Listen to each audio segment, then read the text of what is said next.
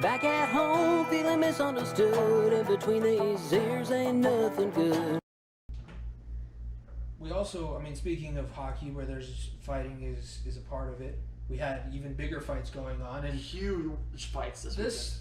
I wouldn't say that it was the most well fought card. There wasn't any real classic big time fights that were on this card, but it was entertaining throughout. Basically nothing that was going to that was planned to happen happened. I'm gonna tell you right now. Look, that was the best card of the year, right there. That was the best card of the year. What we saw, especially from the main card, oh my gosh. Between Jimmy Cruz's leg falling off or like going out, and then the other leg going out. Leg was the we'll one get to that in a moment. Yeah. And then the 3 title fights, the only one that was not entertaining was Shevchenko because she dominated. Well, I think that could be even. We'll talk about. Well, we can argue that. Too, Yeah. I mean, UFC, man. Dana White's so. Plus the Daniel Cormier Jake Paul confrontation. Oh my God! Everyone chanting "fuck Jake Paul" too. Beautiful, absolutely beautiful. Look, Dana White is a genius. He is a genius. He was able to do this safely and do it the right way. He was the first person to get things back rolling when it comes to sports in the United States. Let's not forget about that. And then now he's the first person or first company. Now should say first person, first company to have indoor full capacity live event. And he was able to do it safely. No scratches and claws. That's far we know, but no scratches and claws thus far, and do it safely. And that's exactly what we're doing because like I said, we're getting back to normalcy. And Dana White is just a trendsetter. That dude is a genius. Because look, the electricity in that building, you felt it. You felt it. Watching it at home, look, as much fun as it is to hear the punches land and the guys hit the mat, hearing the crowd roar after a knockout, or hearing the boos Usman got, or everyone losing their mind when Rose KO'd Wei Li, like, there's nothing like that. There's a reason. That's the reason why you and I love sports so much. That's the reason why we try to go to as many sporting events we can every year, because of those moments like that. Yeah, it's interesting now to think about that. How would that Masvidal knockouts be? Like, how would that come across in the empty arenas like we had been seeing? It was a big moment, and it was a big statement that was made. Well, let's kind of go in order, and I wanted to talk about even the ones that we didn't talk about in the preview.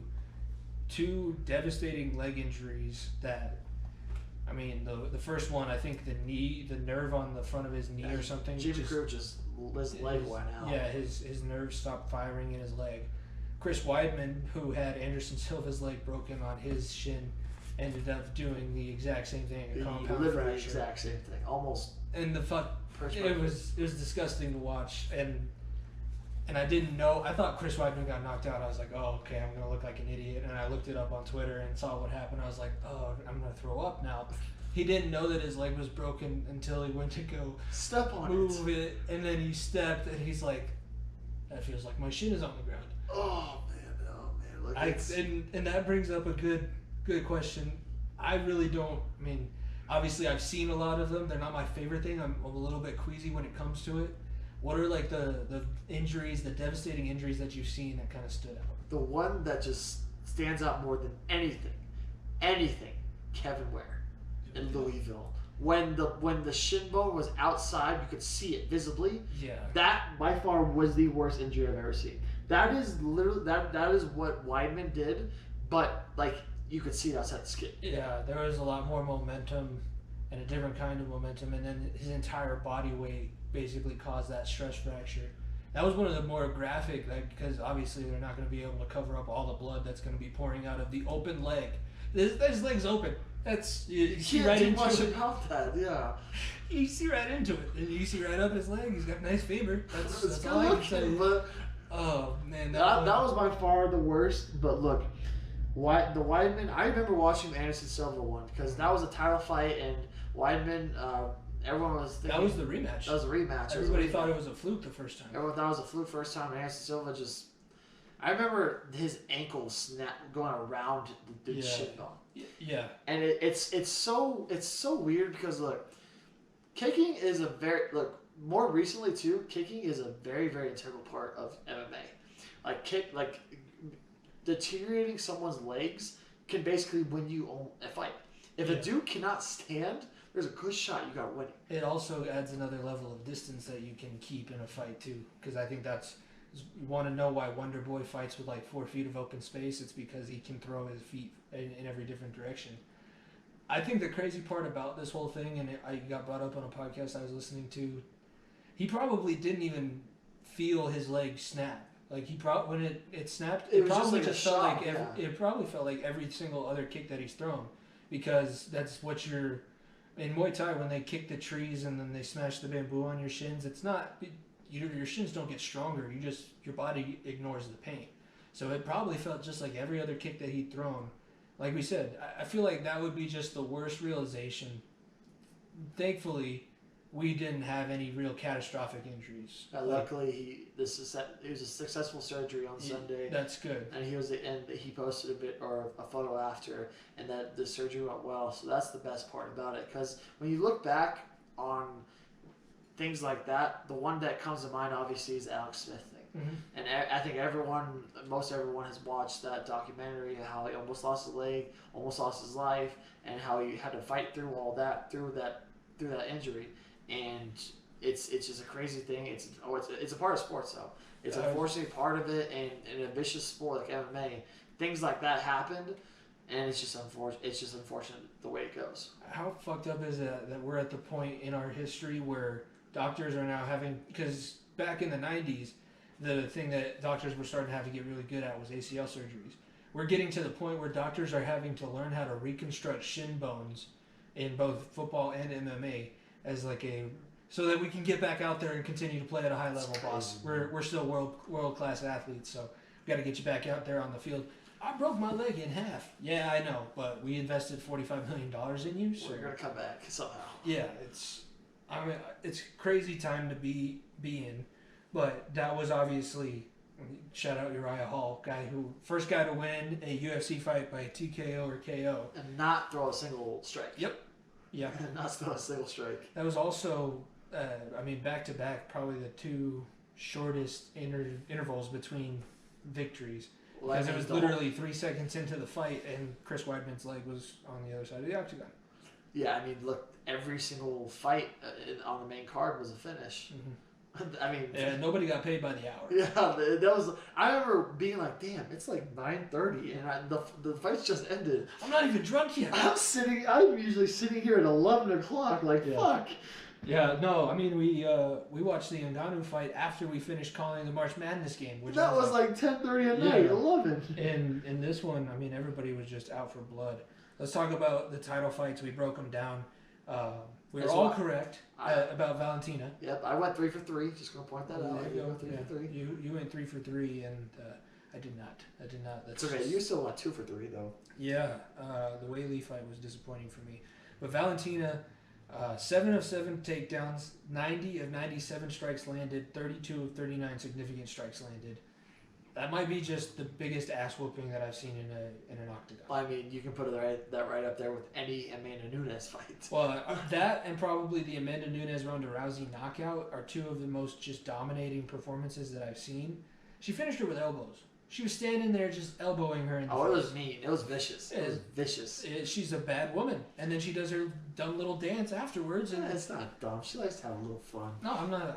I just call it dumb because you just you almost murdered somebody, and then you just want to dance it off. That's psychopathic behavior. Look, Shevchenko, there's not enough to say good about her. Like, there's only one woman that could beat her. And you can go back to the Australian side of things too, with what Izzy had to do, or some of the Australian fighters had to do. It's just a tough scenario that we're in.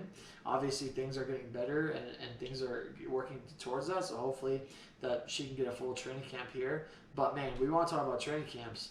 Trevor Whitman's a fucking genius. Trevor Whitman's a badass. He's a fucking genius, bro. He's a legit genius. Yeah, he's a legit genius. He's a guy that, have you ever met a savant? A guy that's Trevor Whitman, because my dad played with Carwin at Western, so we got to go see him train, and he was with Whitman at the time, so they were hitting mitts and everything like that. And he sees fighting in the Matrix, where it's slow motion, and he sees legitimately every single movement his fighters make, and he's able to just slightly adjust them where they're perfect. Because all of his fighters, I mean, Gaethje is doing this now. We saw that in the Tony Ferguson fight. Rose, she put that kick in between Weili's hands. She like brought it up on the outside, dipped her foot under, and then kicked her in between her hands, right in between her guard. And I was just like, you defended that kick really well. Nobody can do what she just did except Trevor Whitman programmed it into her brain, and he's just a genius. He's a legitimate MMA genius, an martial art genius. I mean, there's a reason why people come to Colorado to train. That's There's true. a reason why Lauren Landau and the Elevations and the what's the other team name? It's gonna bug the hell out of me. Factory X, there it is. Factory X. Why people come to Colorado to train, because the fighters know that the high elevation helps you Throw train. Cowboy in there too. I know his ranch is in New Mexico, but he's here a lot. That's true. He is here a lot, but man, there's a reason why Colorado is producing such great fighters, and that people come out here to train. I mean, we'll get to Usman here in a second, but he trains out of Colorado too. Like, these fighters come here because the best fighters know that Whitman knows exactly what he's doing. And talk about Lauren Landau is just a man amongst boys. Yeah. If you want to talk about big names in the health and fitness industry, and we obviously know Jonah in that world, Lauren Landau is like the guru of that. He's the strength and conditioning coach for the Broncos. He trained Christian McCaffrey before his insane combine. He trained Bill Romanowski. He's been training guys for the Broncos since they were winning back in the 90s. It's not like he's just hired as the team's guy, but he's an absolute monster. Colorado MMA teams are scary when you look at it. Built different. Let's put it that When you way. look at it, they're scary. Imagine having to wrestle Justin Gaethje in college. God damn. Just the amount of pressure and amount of nastiness that he's going to bring to you. It's ridiculous. Another guy that would do the same thing, Usman. He's a wrestler. You know that? He's a wrestler by trade. Man, shoot, didn't seem like it. No, he stole Masvidal's soul. That's Oh man, shout out to the guy in the corner who thought it was a good idea to hose Masvidal off in between rounds 1 and 2, because we got to see every little All-time bit photo. of Masvidal's face getting knocked off. Like, congrats, all the guys that got to go to the first live UFC event back. You got to go home with Masvidal's head when it landed. Yeah, Tom Brady had Masvidal's head in the first row with him. I got it. It's, man, what a performance! Almost knocked the ponytail off his head. Look, I'll tell you one. Oh. I'll tell you one thing. You know what I realized after? I was like, you know what? Ngannou took Usman's way of training into his fight with Stipe, and Usman took Ngannou's striking into this game. Because Usman now, man, I'm ready to do this right now. He is the number 1 pound for pound male fighter. I'm going to put number 1 pound per pound overall to Amanda Nunes just because of her dominance, but pound for pound male right now. Since Habib is quote unquote retired, I say quote unquote, emphasis on that. But look, he is the number 1 pound for pound fighter, male fighter. The dude can dominate any way he wants to. Yeah, he's getting exponentially better. Like you would see a prospect in like his first amateur fight getting exponentially better, except he's doing it while defending the world championship. He can dominate you on the ground, but now his striking is getting vicious. Well, I mean, let's talk about that knockout. My top knockout for a long time was the Deontay Wilder Dominic Brazil knockout. Shout out Dominic Brazil. He played quarterback at Northern Colorado. He got slept that night. This one overtook it, and it was the way that the water and he spit. I hadn't seen something that perfect since it was a Rocky montage. Well, I mean, any time your chin touches your elbow or your shoulder, that's not natural. You're another knockout that just goes up there with me just because the significance of it, the way it happened, is the Conor one against Aldo because he threw one punch and the way it landed. It was that one. That one was almost dissatisfying because it was so precise that it wasn't as vicious. It was just legitimate. That was the perfect placed punch. This one was vicious. Like Usman threw it from Nigeria, connected, and then knocked Masvidal's head all the way back to the 305 in Kimbo. Like he got to say what's up to Kimbo up in heaven while his soul was up there. It's like, it's not quite your time. You got to go back down there and deal with this. So he came back. It was, I mean, I told you, it kind of felt like his post-fight press conference in the octagon was pointed a little bit at you. Because the one thing you said in our preview show was he's probably just gonna dominate him the easy way, shoulder strike, step on his foot, and Usman's like, okay.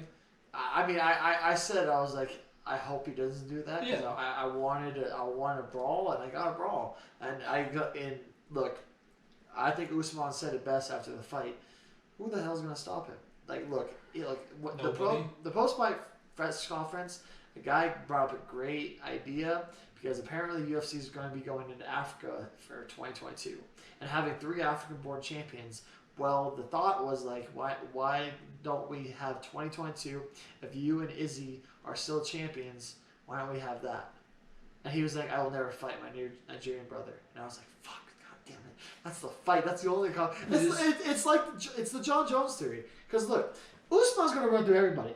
Look, Colby has no shot. Colby has 0 shot. He ain't lasting 2 minutes. If I'm Colby, I shit myself watching that fight. Oh my god, Leon, we haven't seen him fight in 10 years. Well, just to be fair, the guy that Usman knocked into heaven, he beat the shit out of Leon in backstage. In a legitimate fight, got his ass kicked. So I don't want to see that. Yeah, like, look, there's no competition outside of Izzy. So honestly, at this point, I'm rooting for Izzy to lose. Because I want to see maybe a possibility of having imagine a Paulo Costa Usman fight or a Robbie Whitaker Usman fight. That would be a lot of fun. That would be an old school Mexican style fight because those are 2 guys. Izzy likes to strike from a distance, but Usman and Whitaker are very, very good at close quarters and all that kind of stuff. I mean, Izzy's good at the close quarters because that's how he knocked out Whitaker, but those 2 would be on the inside banging it out. No pause. Yeah, no pause on that one. But man, like I said, Usman's going to run through this division. It's going to be a John Jones effect. He's going to get bored. I'm hoping maybe they beef somewhere down the road, maybe, and then we get an Izzy Usman fight because Izzy, there's no doubt Izzy cannot fight at 205. No. He has no shot against anyone at 205. He's not big enough. He's not strong enough. So why not try? Because look. Dana's going to pitch that. I guarantee you he's going to pitch that. Because there's money there. Like imagine this is a dream scenario. This fight will happen before 2022. But imagine John Jones versus Ngannou is the headliner at UFC Africa. And the co-main event be Usman Izzy.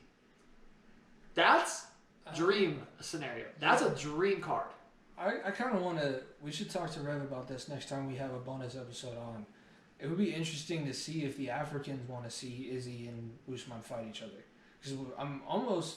That brotherhood that they have runs deep. Even with Ngannou and Usman not being of the same country, they both love each other and respect each other very much.